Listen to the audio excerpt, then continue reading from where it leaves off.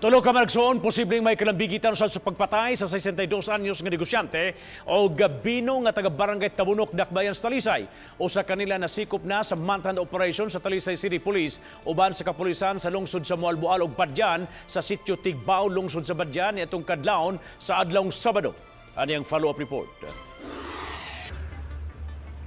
Alas 5 sa hapon ni atong Nobyembre 1, katapusang nakitaan ang biktima sulod sa iyang panimay. Pagka Nobyembre 3, nakitaan na lang ang patayng lawas ni Victoria Lua sulod sa usa ka ref.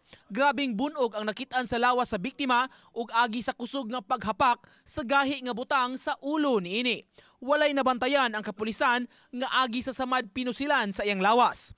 Sa ilang investigasyon, natumbok sa kapulisan ang tulo ka persons of interest ang managsuon nga sili si Johnny Duarme, 30 anyos, JR, 27, ug Jeffrey Banilad, 25 anyos. Si Johnny mo'y nagdala sa apelyido sa ilang amahan, samtang sila si JR ug Jeffrey midala sa apelyido sa ilang inahan. Itong mga persons of interest o suspects na nandito ngayon, suspect din ito ng family before kasi 3 times ninakawan niya pamilya.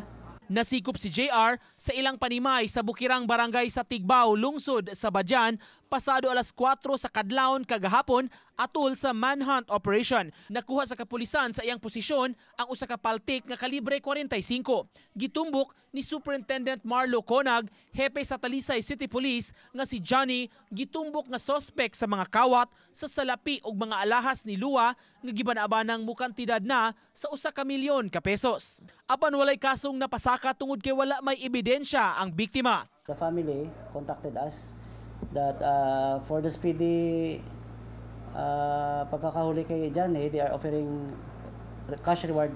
Apan ang pasangil, gihimakak nila ni JR o Jeffrey. At tuwa sa ilang dapit sa Tigbao si JR, dihang gipatay si Lua. Hinuon, miangkon ang managsuon nga gihatagan sila og tag 500 pesos nga salapi sa ilang maguwang nga si Johnny aron ipalit og sudan. Naanda na sab kining pagabuhato ni Johnny kanila. Giangko ni JR nga iya ang armas.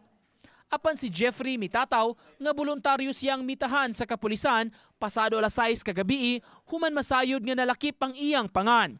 Nagtrabaho siya sa biktima isip tig-deliver sa Bino apan mipauli ni atong Oktubre 28 ug nagpabilin dito hangtod sa iyang pagbalik unta sa trabaho kagahapong adlaw.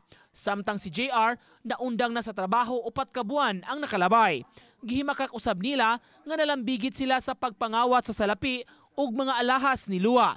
Hangyo nila sa ilang maguwang nga si Johnny nga mopakita sa Talisay City Police aron makalingkawas sila sa pagkalambigit sa krimen. Masahiro ko balabal sa mua.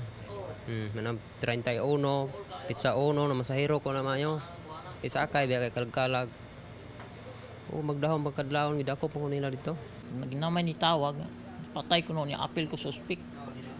Laos na lang ko surrender kay wala mo ko'y kalimutan anak yun. Nico Sereno, Balitang Bisdak.